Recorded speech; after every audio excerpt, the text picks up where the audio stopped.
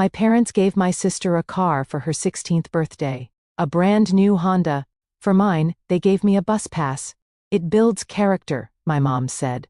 Grandma overheard, said nothing. On my 18th birthday, a towing company pulled into our driveway. The driver looked me. Are you Audrey? He handed me keys and pointed to what was on the back of the truck. Mom dropped her coffee. My mom recording the whole thing for Facebook. For mine, they gave me a bus pass. It builds character, Mom said. She didn't even look up from her coffee.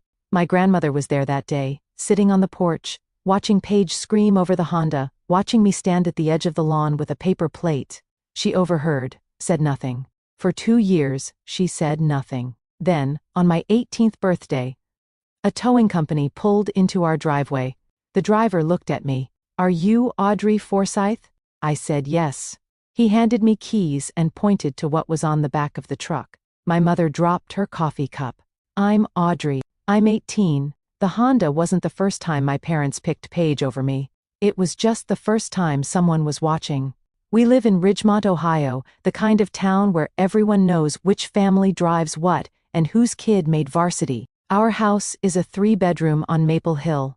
White siding, decent yard. Normal from the outside. Inside, the math never added up. Paige's bedroom got repainted every 2 years. Lavender, then sage. Then this blush pink she picked from a Pinterest board. New curtains to match. A desk from Pottery Barn Teen. My room still had the same sky blue walls from when I was 12. The same particle board bookshelf Dad assembled wrong so it leans a little to the left. I didn't keep score at first. Kids don't. You assume your parents have reasons, but the reasons kept piling up. Paige got a new iPhone every fall because she needed it for the cheerleading group chat. I used Mom's old one with the cracked screen and a battery that died by 2 p.m. Paige got new cleats for every season. I wore the same sneakers until the sole peeled. You've always been more low maintenance, Audrey, Mom would say, like it was a compliment. Like wanting less was something I chose and not something I learned. The week before junior year, I found a receipt in the kitchen trash. $800 for Paige's new cheerleading uniform, warm-ups and travel bag. That same week, I asked Mom for $60 for an AP biology textbook the school didn't cover. She pulled a face. Budget's tight this month, hun. Can you find it used online? I found it used online. $18 shipping included. Cover bent at the corner. I highlighted every page of that book and got a 5 on the AP exam. Paige wore the warm-ups once and left them in her locker for 3 months. I need to go back to the birthday, my 16th, because that's where the cracks started. The one nobody noticed except my grandmother. September 14th, a Tuesday. No party, no guests. I came downstairs and there was an envelope on the kitchen counter, leaning against the fruit bowl, not even propped up nice, just tossed there between the bananas and a stack of coupons. Inside, a Metro Valley 30-day bus pass, and a card that said, "Happy Birthday" in gold foil. Mom was pouring coffee. "This is practical," she said without looking up. "You'll thank us later." Dad was already out the door for a job. He'd signed the card, but the handwriting was Mom's. I said thank you. I smiled. I took the envelope upstairs and sat on my bed for a long time, turning the bus pass over in my hands. It had a magnetic strip and a little logo of a cartoon bus that looked like it was drawn for a second grader. That night, after everyone was asleep, I cried in the bathroom with the faucet running so no one could hear. Not because of the bus pass, because of the way Mom handed it to me, like it was obvious, like of course this was enough for me. Like I wasn't the kind of daughter you throw a party for. The next morning, I was at the Route 7 stop at 5:04:05. It was still dark. September in Ohio. The air already had an edge. A man in a hard hat nodded at me. I nodded back. That was my welcome committee. I told myself it didn't matter. I told myself that a lot over the next 2 years. And 2 years later, Paige's birthday arrived. And my grandmother saw everything from the porch. March 18th, a Saturday, Paige's 16th, 25 people in our backyard. Streamers. A 3-tier cake from the bakery on Main Street. Not grocery store, the real bakery. With fondant and little sugar flowers. String lights Dad hung the night before. And in the driveway, under a red bow the size of a beach ball, A white Honda Civic. Brand new. The dealer plates were still on it. Paige screamed so loud the Whitfield's dog started barking 2 houses down. She ran to the car, ran back, hugged Mom, hugged Dad, ran to the car again. Mom had her phone out before Paige even touched the door handle. Video rolling. The Facebook post went up within the hour. Our baby girl deserves the world. Happy sweet 16. Paige. 47 likes by dinner time. I stood near the cooler holding a plate of cake I wasn't eating. I clapped when everyone else clapped. I told Paige it was a beautiful car, and I meant it. It was. I just didn't understand why beautiful things always pointed in her direction. No one asked me how I felt. No one looked at me long enough to wonder. Except Grandma Ruth. She was sitting on the porch in the wicker chair she always claimed. Coffee in her left hand, right hand resting on the armrest. She watched the Honda. She watched Paige squeal. She watched Mom preen. Then she looked at me, standing at the edge with my paper plate, and something in her face tightened, just slightly, like a decision being made behind closed eyes. Mrs. Whitfield from next door leaned over and whispered, "Didn't Audrey just get a bus pass for hers?" Grandma set her coffee down. She did. 2 words. But they held 2 years of planning I didn't know about yet. The next 2 years were mine. Not because anyone gave them to me, because I built them from nothing. I got hired at Millstone Coffee 3 weeks after Paige's birthday party. 5:30 a.m., shifts Tuesday through Saturday before school. The owner, Mr. Delaney, was ex-military and didn't believe in small talk. He taught me to pull espresso shots, restock inventory, and close a register to the penny. By month 2, he trusted me to open a loan. I saved everything. Tips in a mason jar. Paychecks into a savings account. Grandma Ruth helped me set up. 2 years. No car. No big purchases. I put away $3,200. Every dollar earned standing behind a counter while my sister slept until 7:30 and drove to school in her Honda. My GPA held at 308. I applied for 4 scholarships and got 2. I took the bus to every college interview, every volunteer shift, every AP study session at the public library. Once, just once, I asked Mom if I could borrow the family van to drive to an internship interview 40 minutes north. She barely looked up from her phone. Paige needs it for practice. I took the bus. It made me 10 minutes late. The interviewer, a woman named Ms. Garner, noticed. I told her the truth. I took public transit because I didn't have a car. She paused, then nodded. I got the spot anyway. Every month, I drove, bused, to Grandma Ruth's house. We'd sit on her porch with tea and say almost nothing important. She never asked about the car. She never asked about Mom. She asked about my job, my grades, my plans. The last visit before my birthday, she looked at me over her cup and asked one question I didn't expect. "Audrey, do you have your driver's license?" I said yes. She nodded. Good. So here I am, 17, $3,000 saved from pouring lattes at 5 in the morning, riding the 5:45 bus while my sister parks her Honda in the school lot every day. And my grandmother just asked me if I have my license. I don't know what she's planning, but I know that look, the one where her mouth stays still, but her eyes are already 3 moves ahead. If you've ever had someone in your family who sees you, really sees you, when nobody else does, because what Grandma Ruth does next, I still can't believe it happened in our driveway. 3 months before my 18th birthday, the acceptance letter came. Westfield College, small liberal arts school, strong accounting program, 40 minutes from Ridgemont by car. No public bus route. I read that last part 3 times. No public bus route. I sat down with Mom and Dad on a Sunday evening. I had a plan. Numbers written out on index cards like I was presenting to a bank. I've saved $3,200. I used Corolla runs around 4,000 to 5,000. If you could help with the difference. Dad leaned forward. He was listening. Mom cut in before he could speak. "We can't afford that right now, Audrey. I'm not asking for the whole thing. Just the gap. Budget's tight with Paige's. Cheer Nationals coming up. I have most of it already. I just need..." "You've been doing fine with the bus. There's no bus to Westfield." She paused.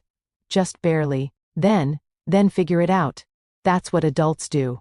That night, I was brushing my teeth when I saw it. The family iPad was on the bathroom counter, still unlocked. The browser was open to a car leasing website, a comparison page for 2 sedans, both newer than Paige's Honda. The search history showed Mom had been browsing for 20 minutes, not for me, for Paige, for when Paige would eventually need an upgrade for college. I set the iPad down and stared at myself in the mirror. My toothbrush was still in my mouth, foam on my lips. I looked ridiculous. I felt worse. There's a moment when you stop being surprised by how your parents treat you and start being surprised that you're still hoping for something different. That night was the moment. I rinsed, spit, turned out the light. The bus pass didn't build character. It built walls. The internship letter arrived on a Wednesday. Wallace & Pratt, a small accounting firm 35 minutes from Ridgemont, summer position. Paid. The kind of line on a resume that opens doors for a kid from a town where most doors stay shut. One problem: no bus, no carpool, no way to get there without a vehicle. I did the math on a napkin during my break at Millstone, Uber, round trip, 5 days a week for 10 weeks, roughly $1,800, more than half my savings, money I needed for textbooks, dorm supplies, first semester fees. It would gut everything I'd built. I tried one more time. Sunday dinner, meatloaf. I waited until everyone was calm. The internship starts June 5th. It's 35 minutes by car. If I could use the van 3 days a week, Dad started nodding. I could see it. He was about to say, yes. If we buy you a car, Mom said, Paige will think it's unfair. The table went quiet. Even Paige looked up from her phone. I wanted to say, Paige already has a car. Paige has had a car for 6 months. Paige drives to the mall on Tuesdays for smoothies. How is this unfair to Paige? But I'd learned a long time ago that logic doesn't work in a house where the rules only apply to one daughter. I left the table. I washed my dishes. I went to my room and picked up my phone. I didn't call Grandma Ruth to ask for money. I called because she was the only person who never made me feel like I was asking for too much. I told her about the internship, about the math, about the van. She listened, didn't interrupt once, then she was quiet for a long time. Your birthday is in 6 weeks, she said. Just hold on. After that phone call, Grandma Ruth started behaving differently. Small things at first. She called me midweek, unusual, because Grandma was a Sunday phone call kind of woman. Quick question, honey. Do you like SUVs or sedans? I laughed. Why? You buying a car? Just curious. Humor, an old woman. SUV, I guess. Easier for moving stuff to college. A week later, another call. You said you have your license. You passed the road test and everything? Grandma, you asked me this already. I'm 71. I'm allowed to ask twice. I let it go. Grandma Ruth had always been a little eccentric. She kept a leather notebook from her real estate days and wrote everything down like the world might quiz her later. I figured she was just cataloging information the way she always did. But then I went to visit her on a Saturday, and something felt off. I walked up the porch steps and heard her on the phone through the screen door. She was talking to Uncle Glenn, her younger son, Mom's brother, and the only words I caught before she saw me were, "Paperwork's almost done, Wednesday delivery." She hung up fast, smiled at me. "Glenn's helping a friend with a truck situation. Come in, tea's ready." I didn't push. Grandma had a rule. Never ask about a gift before your birthday. She'd said it since I was 5. So I drank my tea, helped her weed the garden, and drove home on the bus, pretending I hadn't noticed the sheet of paper on her dining table with a Toyota dealership logo across the top, half covered by a library book she'd clearly placed there in a hurry. 6 weeks felt like 6 months. But my birthday finally came, and nothing could have prepared me for what pulled into our driveway that evening, 3 weeks before my birthday. Tuesday dinner, chicken and rice. I decided to try one more time, not because I thought it would work, but because I needed the record to be clean. I needed to know I'd asked. I found a used Corolla online, $4,000 even. Mom didn't look up from her plate. We can't afford that. I have $3,000 saved. Now she looked up. Then you only need another $1,000. That's what I'm asking for. Ask when we're not paying for Paige's, regionals. Paige chewing. It's regionals, Mom, not nationals. Whatever it is, it's expensive. Audrey, you know how this works. Dad said nothing. Fork, plate, mouth, fork, plate, mouth. A man made of routine and avoidance. Do I? I said, because I'm not sure I do anymore. Mom's eyes narrowed. Meaning, what? I held her gaze for exactly 2 seconds. Then I stood up, cleared my plate, and walked to the sink. No slam, no tears. Just the quiet sound of water running over ceramic. Paige followed me into the kitchen a minute later. She leaned against the counter, arms crossed, looking uncomfortable, which for Paige was rare. Discomfort was usually something that happened to other people. Sorry about that, she said. But the bus isn't that bad, right? I turned off the faucet, dried my hands on the dish towel, looked at her. Have you ever ridden it? She blinked. What? The bus. Have you ever ridden the Route 7? She opened her mouth, closed it. No. Yeah, I said. I know. I hung up the towel and went upstairs. Behind me, I heard Paige open the fridge, close it, and walk away. She didn't follow me. She didn't know how to. I found out what Mom was telling people by accident. A week after the dinner fight, I came home early from Millstone. Mr. Delaney let me go at noon because the espresso machine was down. I walked in through the garage, quiet because I'd taken my shoes off at the door the way Mom liked, and I heard her voice drifting from the living room. Phone call, speaker off. But she was loud enough that the walls didn't matter. Audrey's never been materialistic. She actually prefers the bus. She likes the independence. I stopped in the hallway, my socks on the hardwood floor, my hand on the wall. Not every kid needs a car, Brenda. She's different from Paige. Different. She said it like a diagnosis. Like something settled and permanent. Like I was a species that didn't require what normal daughters required. I know. But honestly, it's fine. Audrey doesn't make a big deal out of things. She never has. I stood there for what felt like 5 minutes, but was probably 30 seconds. My nails dug into my palm hard enough to leave little crescent moons. Not from anger. From the effort of staying quiet when every nerve in my body wanted to walk in and say, I never said I preferred the bus. I never said I liked it. I said thank you. Because that's what you taught me to say when someone hands you less than you deserve. But I didn't walk in. I went upstairs, sat on my bed, and picked up my phone. 3 words to Grandma Ruth. She's lying. The reply came in under a minute. 1 word, I know. 2 texts.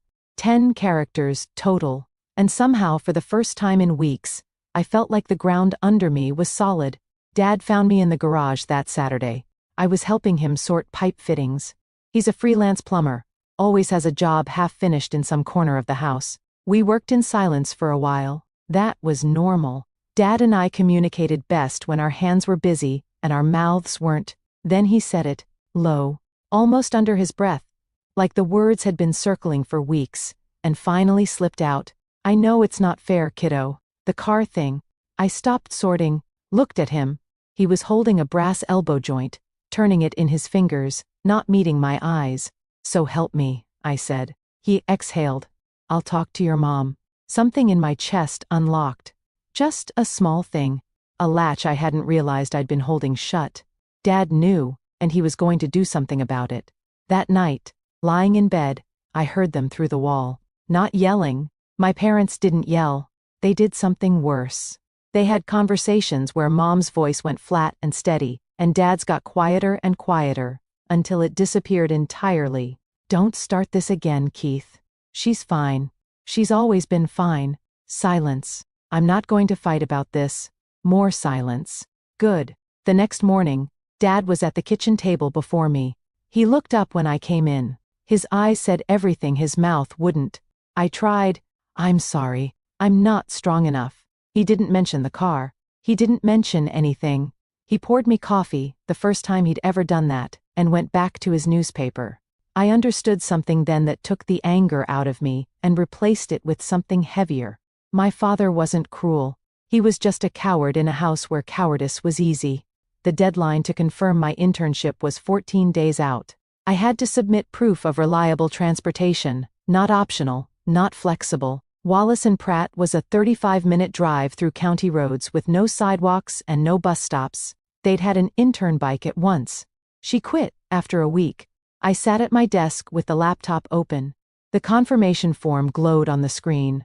At the bottom, a drop-down menu, mode of transportation to office.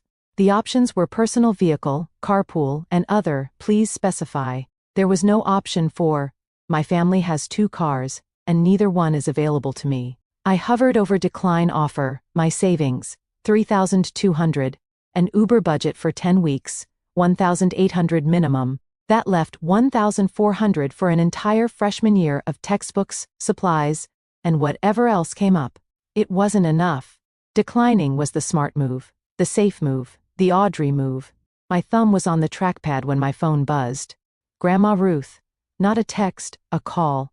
She never called on Wednesdays. Don't decline anything, she said. No hello, no how are you, just that. Grandma, 2 more weeks. Audrey, I need you to trust me for 2 more weeks. I don't understand what you don't need to understand. You need to not click that button. I stared at the screen. The cursor blinked over decline offer like a heartbeat. Okay, I said.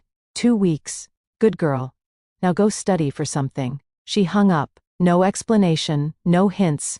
Just a 71-year-old woman telling me to hold the line with the kind of certainty that doesn't come from hoping. It comes from having already made the arrangements. I closed the laptop. I didn't decline. I didn't understand why, but I held on. The next time I visited Grandma Ruth, she was in a strange mood. Not bad, just focused. Like she was running numbers behind her eyes while pouring tea. We sat on the porch. The afternoon light came through the maple tree in her yard and made patterns on the floorboards. She had her leather notebook open on the side table, the one from her real estate days. Cracked spine, rubber band holding it shut most of the time. Today, it was open. I couldn't read what was on the page, but I could see columns, figures, dates circled in red pen. Audrey, she said, stirring her tea with a small spoon. Do you know what turning 18 means legally? I shrugged. I can vote? She almost smiled. You can own property. Put a title in your name. Sign contracts. And once something is in your name, registered, titled, documented, no one can take it from you. Not your mother, not your father, nobody. I looked at her. That's a pretty intense thing to say over chamomile. I'm an intense woman. She closed the notebook and set her teacup down with a little clink. The conversation moved on. She asked about my AP scores, about whether Millstone was giving me enough hours, about what I was reading. Normal grandmother things. But on the drive home, bus home technically, I kept turning that phrase over. No one can take it from you. Why would she say that? What would anyone want to take from me? I had a cracked screen phone, a leaning bookshelf, and $3,200 in a savings account. I didn't understand then. I wouldn't understand for another 3 weeks. But Grandma Ruth had been in real estate for 30 years, and she knew one thing better than anyone. Timing is everything, and paperwork is permanent. Uncle Glenn showed up at Grandma Ruth's the following Saturday while I was there. He walked in through the back door like he owned the place, which, knowing Glenn, was just how he entered every room. Big guy, thick forearms, ran a small auto body shop on Route 12. He was Mom's younger brother, but they were nothing alike. Glenn laughed loud, talked straight, and never pretended things were fine when they weren't. He stopped when he saw me at the kitchen table. Oh, hey, Audrey. He looked at Ruth. Ruth looked at him. Something passed between them that I wasn't invited to. It's ready, Glenn said to her. Dealer confirmed. Wednesday delivery. Ruth's face didn't change. Glenn's helping a friend move a truck, she said to me. Smooth. Practiced, like she'd rehearsed the sentence. Glenn nodded. Yep. Truck stuff. Boring. He was a terrible liar. His ears turned pink, and he suddenly became very interested in the fruit bowl on the counter. But I let it go. Grandma's rule. Never ask about a gift before your birthday. Glenn left 10 minutes later, hugged me on the way out, tighter than usual, which was strange, and pointed at me. Big birthday coming up, kid. 18. The real one. He said it like it meant something beyond cake and candles. After he was gone, I stood up to refill my tea and saw it. On the dining table, half covered by a library copy of a murder mystery. A printed page with the Toyota logo in the top corner.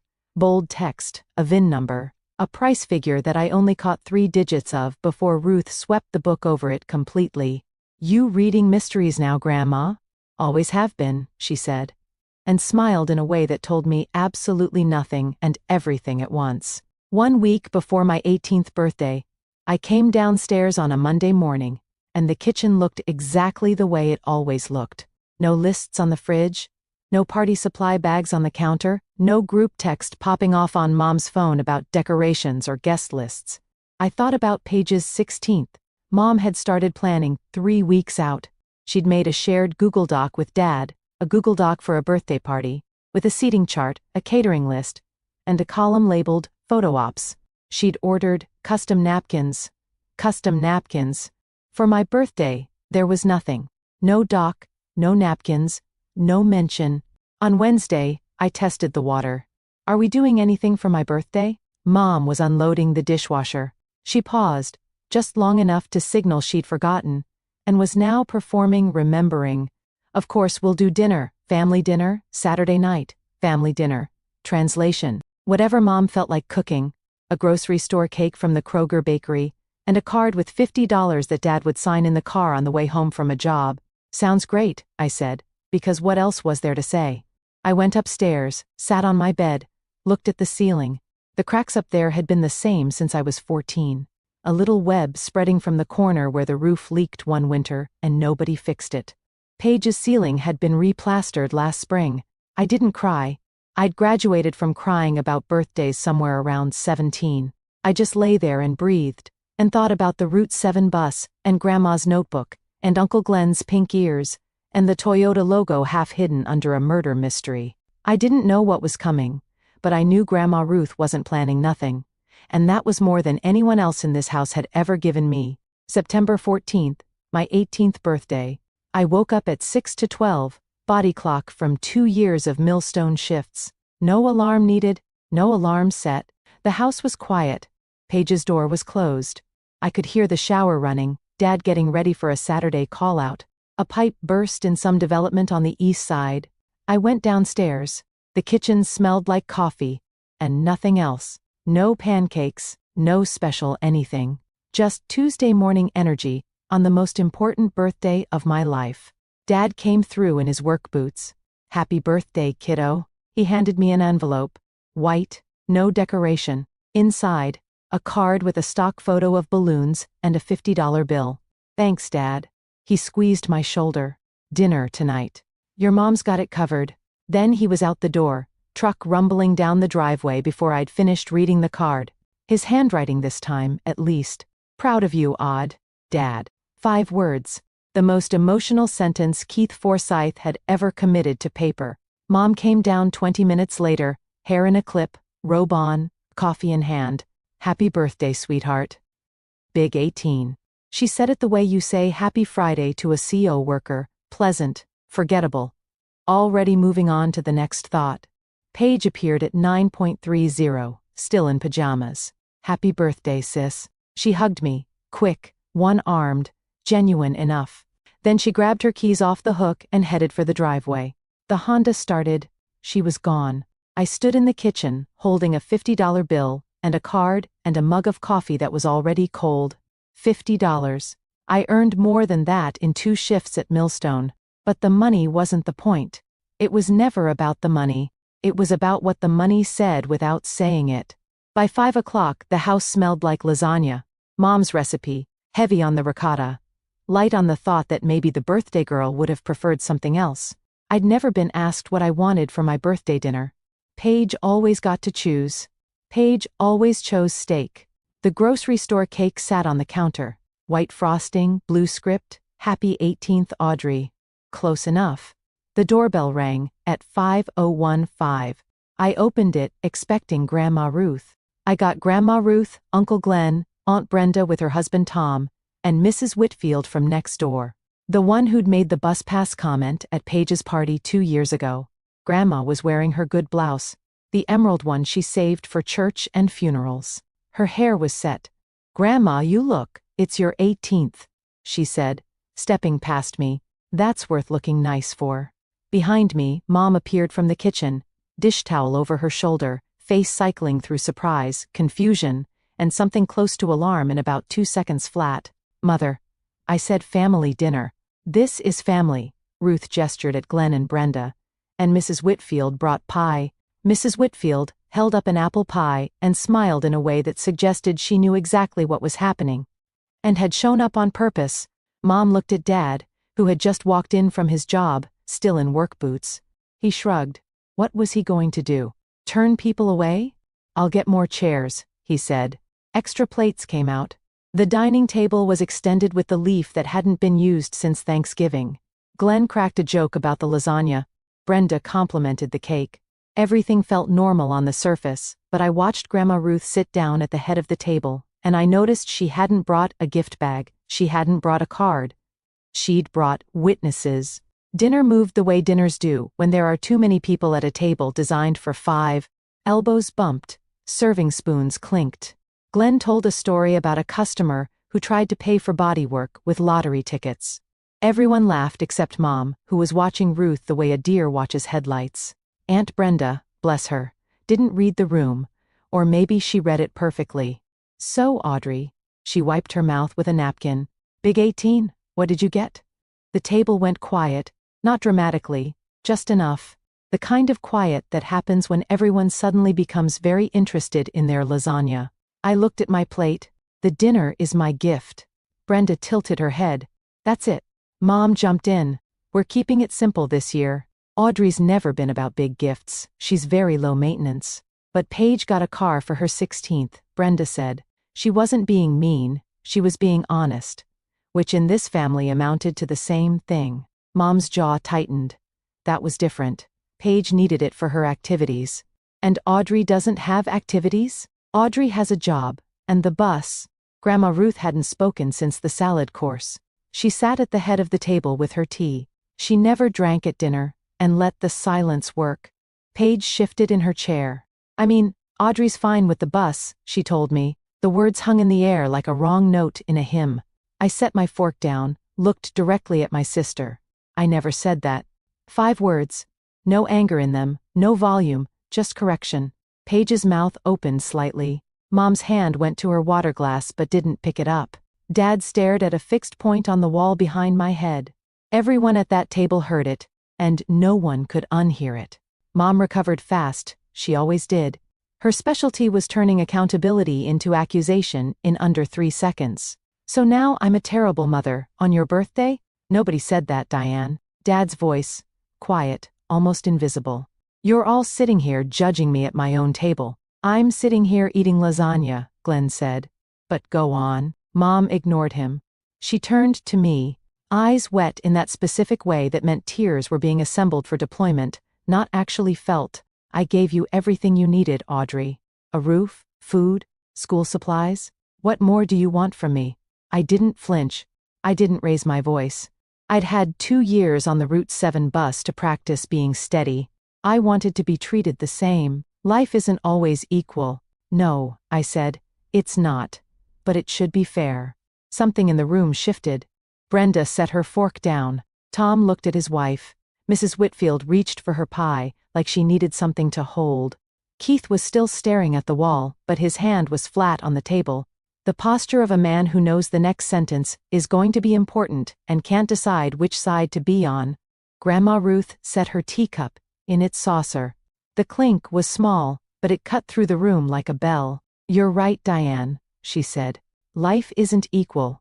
Everyone looked at her. She pushed her chair back, stood up, smoothed her emerald blouse with both hands. A gesture I'd seen 1,000 times, the one she made when she was about to close a deal. "So let's even it up a little." She walked toward the front door, opened it, looked back at me. "Audrey, come outside." It wasn't a question, it was an unveiling, and every person at that table stood up to follow. The porch light was already on. The street lights had just flickered to life. That amber glow that makes everything in Ridgemont look like a movie set at dusk. The air smelled like cut grass in somebody's charcoal grill down the block. And then I heard it. A low diesel rumble from the end of Maple Hill. Headlights. Big ones. The kind that belonged to something with more than 4 tires. The sound grew. Engine and hydraulics in the rattle of a flatbed. and I watched a tow truck turn the corner onto our street, moving slow, deliberate, like it knew where it was going and wasn't in any hurry to get there. It pulled into our driveway. On the flatbed, strapped down and gleaming under the streetlight, sat a Toyota 4Runner, nautical blue, new, so new the temporary tags were still in the window, and the tires hadn't touched asphalt that wasn't a dealership lot. The chrome caught the last of the sunset and threw it back in little gold sparks. The driver climbed out. Young guy, clipboard in hand, steel-toed boots. He looked at the group of people standing on the porch like he'd interrupted a church service. "I'm looking for Audrey Forsyth." My voice didn't sound like mine. "That's me." He walked over, held out a set of keys, Toyota fob, 2 metal keys on a plain ring, and a small tag tied with twine. He put them in my hand. "Happy birthday," he said. "She's all yours." He pointed at the 4Runner on the back of the truck. I looked at the keys, looked at the truck, looked at Grandma Ruth. She was standing next to me on the porch. She put her hand on my shoulder, light, steady, the hand of a woman who had waited 2 years for this exact moment, and nodded once. She didn't say a word. She didn't need to. The coffee cup hit the porch first. Mom had followed everyone outside, still holding her mug, the white one with the chipped handle she used every evening. When the tow truck driver said my name, her fingers went slack. The mug dropped. It hit the concrete step and broke into 3 clean pieces. Coffee splashed across the welcome mat and onto her shoes. She didn't bend down. She didn't move. She just stared at the 4Runner like it had fallen out of the sky. Dad was behind her. His reaction was different and stranger. He looked at the truck, looked at Ruth, and then he laughed. Not big, not mean. Just a short, quiet sound that came from somewhere deep. The laugh of a man watching someone finally do the thing he'd been too afraid to do himself. Paige came out last. She stood in the doorway with her phone half raised, like she'd been about to take a picture of something else. Her eyes went to the 4Runner, then to her Honda Civic parked on the left side of the driveway. Back to the 4Runner. The size difference alone told the story. Her Civic looked like it was trying to hide behind the mailbox. She lowered her phone. Didn't say anything. Just swallowed. Aunt Brenda grabbed Glenn's arm. "Ruth, you didn't." Her voice was half shock, half delight. The sound of someone who'd been waiting for this shoe to drop without knowing it existed. Mrs. Whitfield, holding her purse with both hands, said it quietly, but clearly. "About time." And Uncle Glenn stood behind Grandma Ruth, with his arms crossed and a grin so wide it nearly split his face. He'd known, he'd helped, and he'd waited just as patiently as she had. I looked down at the keys in my hand.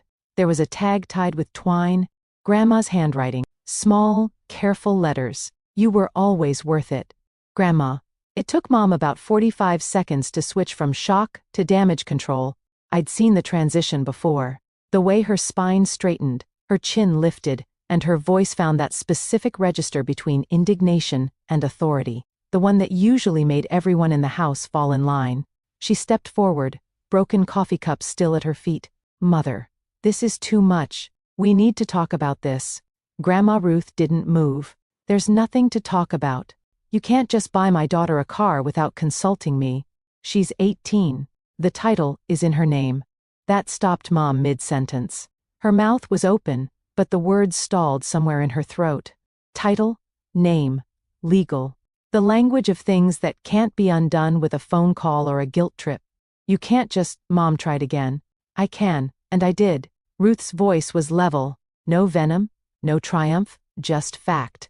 "The same way you bought Paige a car without asking me." The porch went quiet. Even the neighbor's dog, which had been barking since the truck arrived, stopped. Mom spun to Dad. "Keith, say something." And Keith Forsyth, the man who hadn't said anything meaningful in 2 years of watching his daughter ride the bus, looked at his wife, and then at his mother-in-law, and then at me. "She's right, Diane." 3 words. Dad's biggest rebellion in 18 years of marriage. It wasn't loud. It wasn't dramatic. But it landed like a gavel. Mom looked around the porch. Brenda, Tom, Glenn, Mrs. Whitfield. Everyone was there. Everyone had heard. And not a single face was on her side.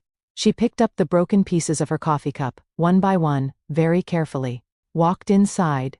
The screen door closed behind her with a soft click that sounded like the end of something. The tow truck driver lowered the 4Runner off the flatbed with a hydraulic whine that echoed down the whole street. 2 neighbors across the road had come out on their porches to watch. Glenn guided the truck into the open spot on the driveway, right next to Paige's Honda, which suddenly looked like it belonged to a different conversation entirely. When the truck pulled away and the engine noise faded, the driveway was quiet. Just the streetlight buzzing and the click of cooling metal. I hugged Grandma Ruth, not a quick hug, not a polite one. I put my arms around her and held on, and felt her hand pat my back twice. Firm, steady, the way she did everything. "You earned this by being who you are," she said, close to my ear. "Don't let anyone tell you different." I pulled back. My eyes were wet, but I wasn't crying. Not really. It was more like my body was leaking feelings that didn't know how to hold anymore. "Go sit in it," Glenn said, grinning. "That's the rule. First day, you sit in it." I opened the driver's door. The new car smell hit me immediately. That chemical clean scent that means no one has lived in this space yet. The leather seats were cool. The dashboard lights came on blue and white. My hands found the steering wheel and my fingers were shaking. Not from fear, from the weight of being seen after years of being invisible. I looked up through the windshield. The family was still on the porch. Dad was leaning on the railing. Paige stood in the doorway. Glenn was clapping. Brenda was taking a photo. Then I looked at the passenger seat. Another envelope. Ruth's handwriting on the front. "Open at home." Inside, I couldn't wait. The vehicle registration completed.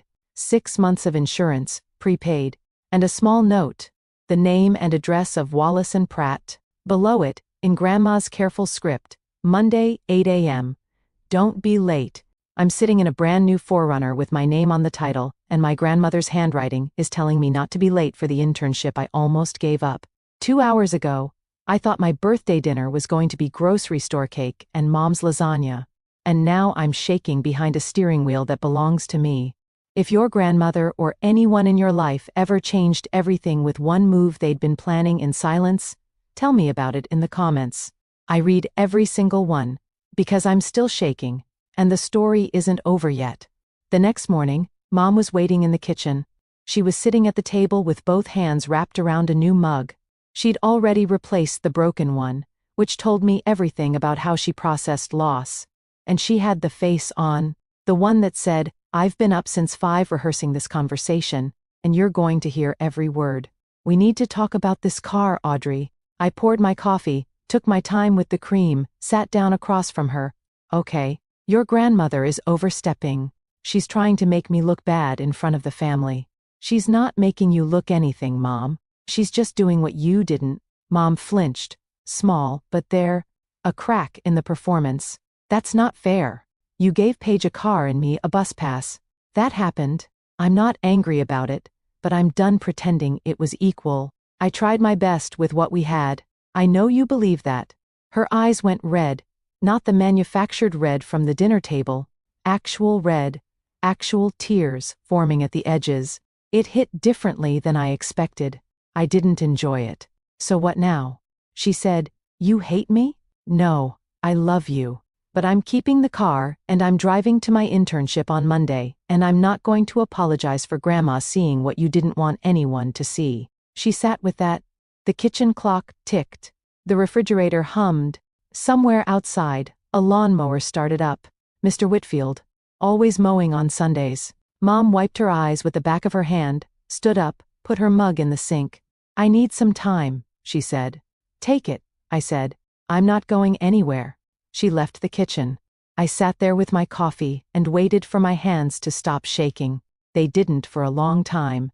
Dad found me in the garage an hour later. He was sitting on the workbench when I came in, not working on anything, just sitting. Hands on his knees, the posture of a man who had something to say and no practice saying it. I should have said something a long time ago. I leaned against the doorframe. "Yeah, you should have. I was afraid of. I know what you were afraid of." He looked at me. I looked at him. No hiding and pipe fittings this time.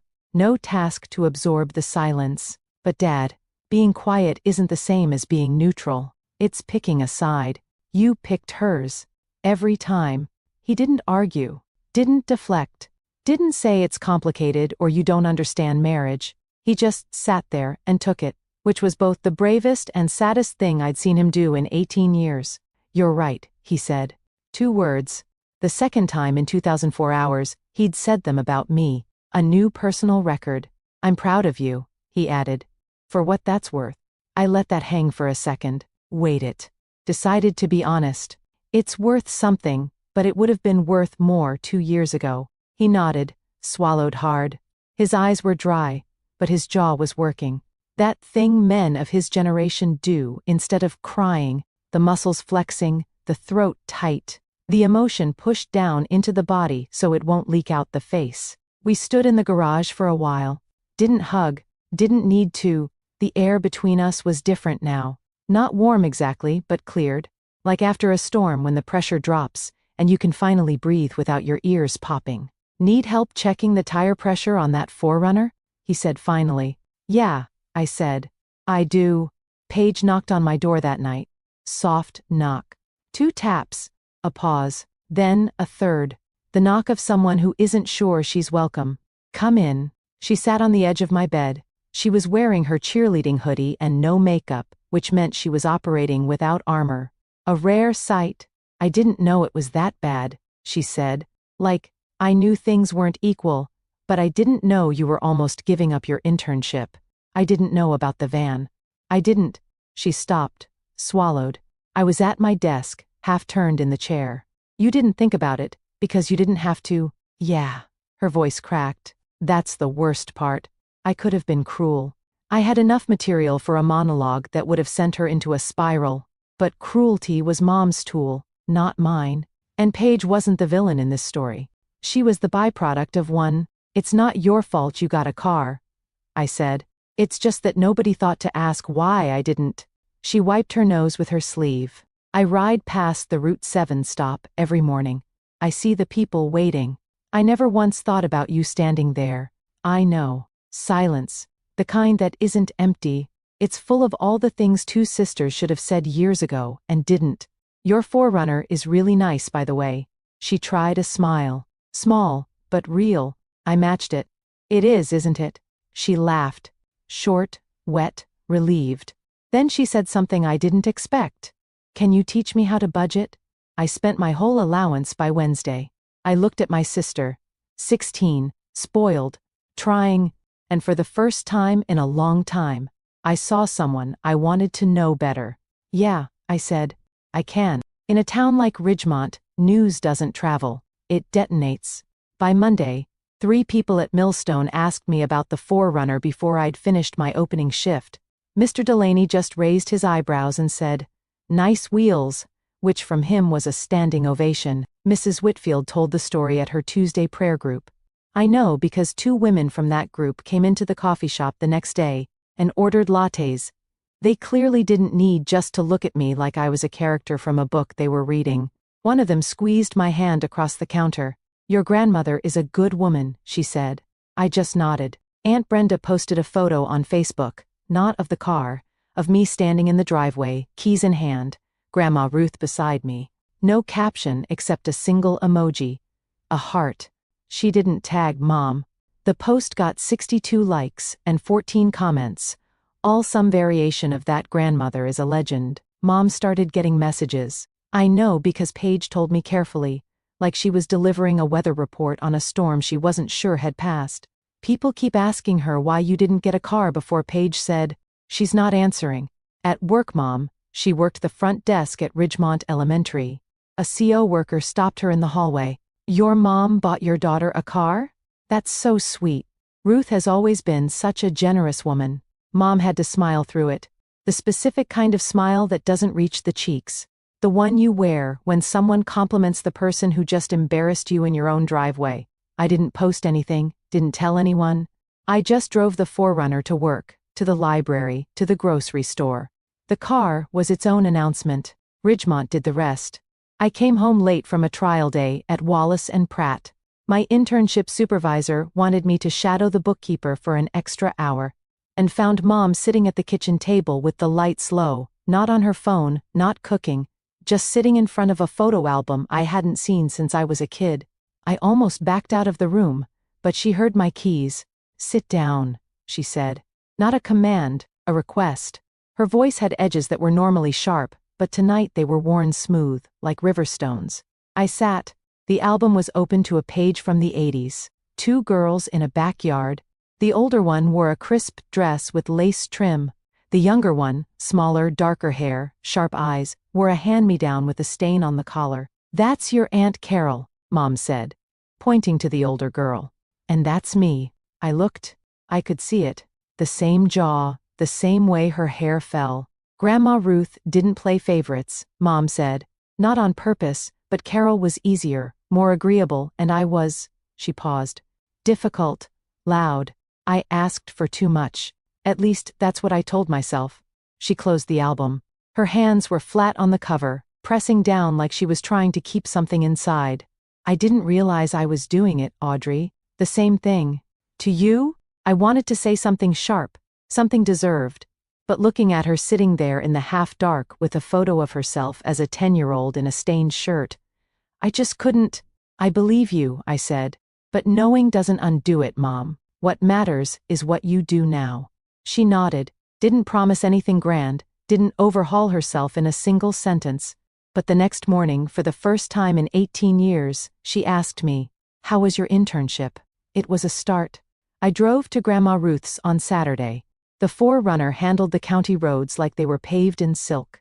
Every pothole I used to feel through the bus seat was just a whisper now. She was on the porch. Tea ready, 2 cups. "How long?" I asked, sitting down. "How long did you plan this?" She blew on her tea. "Since the day I watched your mother hand-page those keys, and you stood at the edge of the lawn with a paper plate. 2 years, 23 months. But who's counting?" I looked at her. 71. Silver hair pinned back, reading glasses hanging on a chain around her neck. A woman who'd sold houses for 30 years and knew how to wait out any closing. "Why didn't you say something to Mom then? At Paige's party? Because saying something doesn't change your mother." She'd have turned it into a fight, played the victim, and nothing would have moved. "Showing does. Actions on paper, Audrey. That's what changes things." She set her cup down. "I sold the rental on Birch Street, the little duplex I kept from my agency days. I knew that property. She'd rented it out for 15 years, steady income, her safety net. 32,000. The car was 28. The rest covers registration, insurance, and the first oil change. Grandma, that was it was mine to do what I wanted with. And I wanted my granddaughter to start her life knowing she was worth more than a bus pass." Her eyes held mine, steady, clear. "I waited until you were 18, so the title would be in your name, not Diane's, not Keith's. Yours. No one can take it." I remembered her saying those words weeks ago on this same porch. Now they made sense. "I'm paying my own insurance after the 6 months," I said. She smiled. "I know, that's why I picked you." 2 months later, our family wasn't fixed. But it was different. The way a bone is different after it breaks and sets again. Stronger in the fracture, sore when it rains. Mom started therapy in October, not because she wanted to, because Dad said quietly but clearly that he thought it would help, and because Grandma Ruth, during a Sunday visit, said, "Diane, I pushed Carol and you apart without meaning to. Don't do the same with your girls." Mom argued for about 10 minutes, then she made the appointment. She's been going every other Tuesday. I don't ask what they talk about. Dad became a different man in small ways. He started texting me. Short, awkward messages. "Hope work is good. Oil change at 5,000 miles, don't forget." He came to Millstone once and ordered a latte he obviously didn't want. Just to sit at the counter and watch me work. He left a $5 tip on a $4 drink and didn't say a word about it. Paige surprised everyone. 2 weeks after my birthday, she started riding the Route 7 bus to school on Tuesdays and Thursdays. No one asked her to. When Mom questioned it, Paige shrugged. "I want to see what it's like." She lasted the whole semester. She told me the 5:45 crowd was 8. Intense, and that the man in the hard hat, the one who'd nodded at me on my first morning, was named Gerald, and he worked at the water treatment plant. I finished my internship at Wallace & Pratt. Ms. Garner, the woman who'd hired me despite my bus-related lateness, wrote me a recommendation letter. I kept it in the glove box of the 4Runner. The day I drove to campus for freshman orientation, Grandma Ruth called. First day? First day.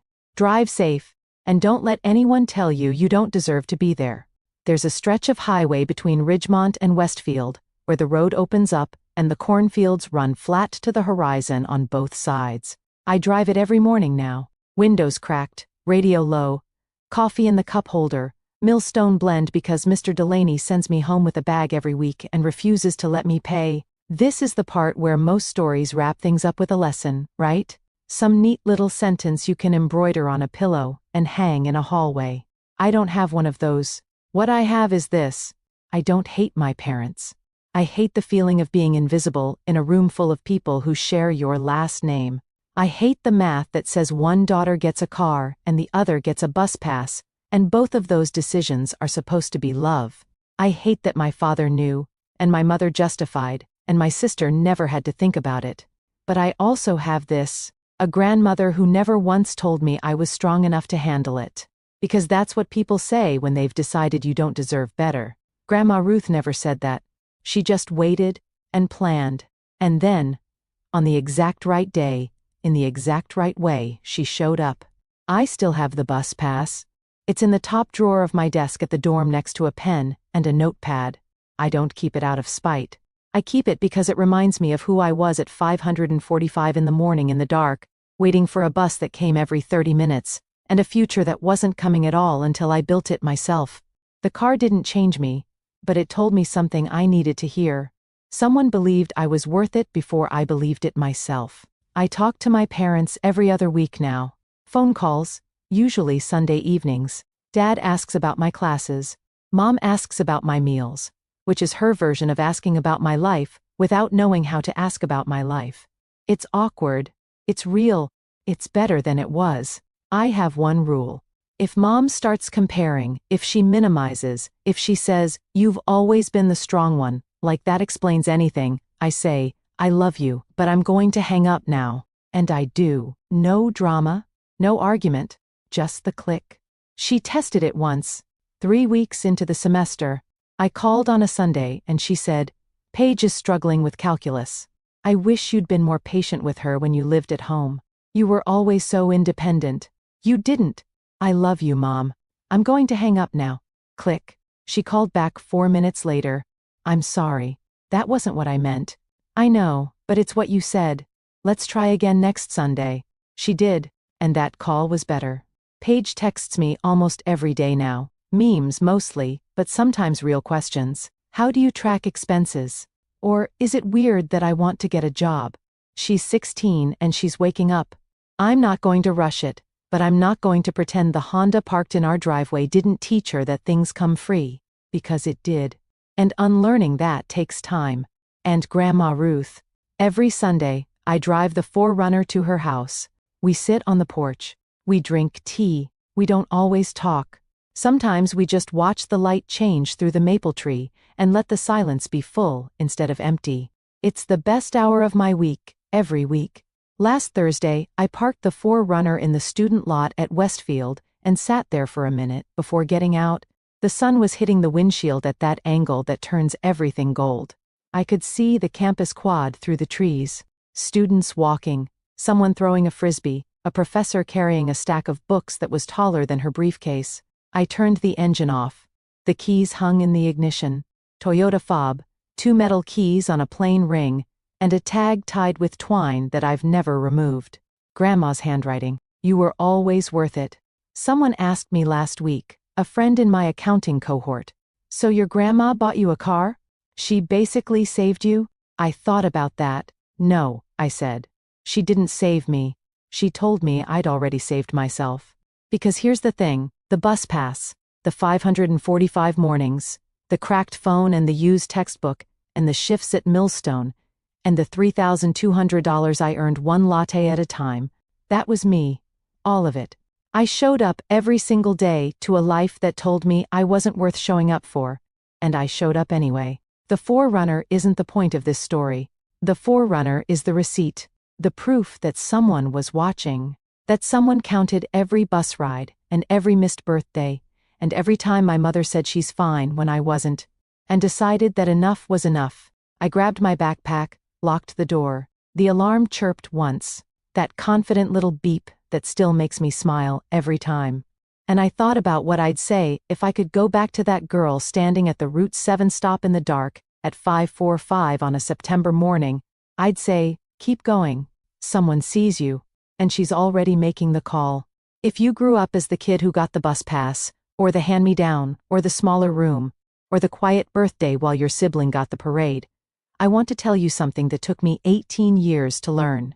Being strong doesn't mean you don't deserve softness. Being low maintenance doesn't mean you should be maintained less. And the fact that you survived it, that you got up every morning and went to school and smiled at the dinner table and said thank you for things that hurt, doesn't mean those things should have happened. You weren't hard to love. You were easy to overlook. And that's not the same thing. I'm Audrey Forsyth. I'm 18. I pour lattes at 5:30 in the morning. I study accounting. And I drive a blue Toyota 4Runner that my grandmother bought me because she refused to let me start my adult life believing I was worth less than my sister. I'm not going to pretend my family is perfect now. We're not. My mom is in therapy. My dad is learning to speak up. My sister is learning to think. And I'm learning that forgiving someone doesn't mean forgetting what they did. It means deciding that what they did doesn't get to run the rest of your life. And if you have a grandmother or an uncle or a neighbor or a teacher or anyone who sees you when no one else does, call them. Today, don't wait for your birthday. That bus pass is still in my desk drawer. And the 4Runners still in the parking lot. Both of them are part of who I am. But only one of them was a choice someone made because they loved me. And I drive it every single day. That's my story. And I know I'm not the only one. If you grew up as the kid who got less money, less attention, less of everything, while your sibling got the world on a silver plate,